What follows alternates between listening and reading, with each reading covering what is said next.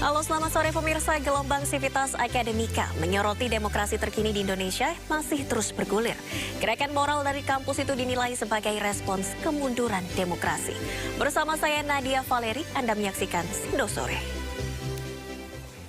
Kita ke informasi pertama pemirsa, polisi membongkar makam dan melakukan otopsi pada jasad putra artis Tamarati Asmara untuk menyelidiki penyebab pasti kematian korban yang dinilai janggal. Penyidik juga telah memeriksa 20 saksi termasuk siapa yang membawa korban ke kolam renang. Ke informasi lainnya pemirsa, berbeda nasib dengan Ketua KPU. Seorang kepala desa di Lombok Barat, Nusa Tenggara Barat justru divonis penjara karena melakukan tindak pidana pemilu. Sang kepala desa terbukti ikut mengkampanyekan istrinya yang menjadi calon anggota legislatif. Pengadilan Negeri Surakarta menggelar sidang perdana gugatan Wan Prestasi yang dilayangkan Alma Sakibiru kepada Wali Kota Solo Gibran Rakabuming Raka.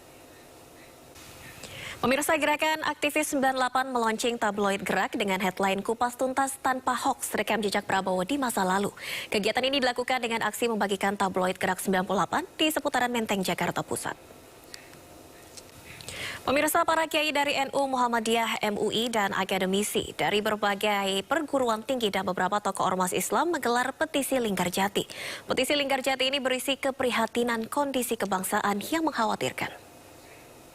Pemirsa, pernyataan sikap dilayangkan Sivitas Akademika Universitas Brawijaya Malang terhadap kondisi bangsa menjelang pemilu. Hal senada juga dilakukan ratusan alumni, guru besar dan Sivitas Universitas Airlangga Surabaya. Rektor Universitas Katolik Sugiya Pranata Semarang menolak membuat video apresiasi kinerja Presiden Joko Widodo. Penolakan tersebut diambil guna menyuarakan sikap netralitas Sivitas Akademika.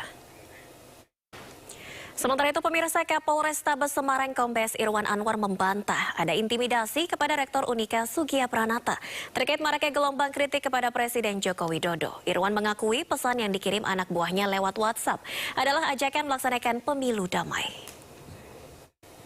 Cawapres Mahfud MD menyatakan ada operasi atau upaya pembungkaman terhadap para guru besar untuk menyampaikan kritik terkait.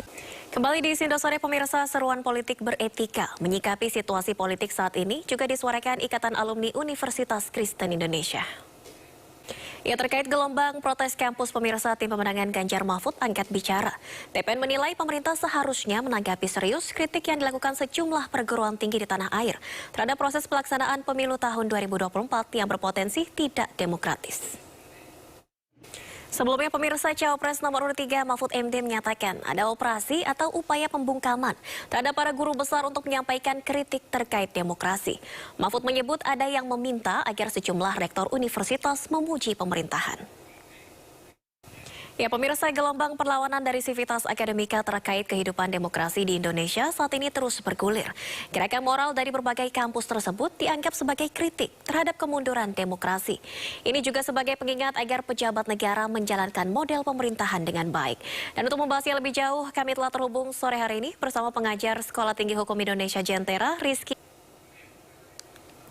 Dan pemirsa, kita akan kembali melanjutkan dialog terkait dengan gelombang perlawanan yang dilakukan dari Sivitas Akademika terkait kehidupan demokrasi di Indonesia yang saat ini masih terus bergulir.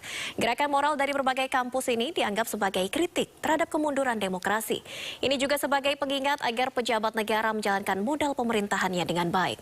Dan kita akan membahasnya lebih jauh sore hari ini bersama dengan Eksekutif Direktur dari Setara Institute, Halili, dan juga Ketua Umum Perjuangan Rakyat Nusantara atau Pernusa, Norman Hadi. Calon Presiden nomor urut 3 Ganjar Pranowo menghadiri deklarasi dukungan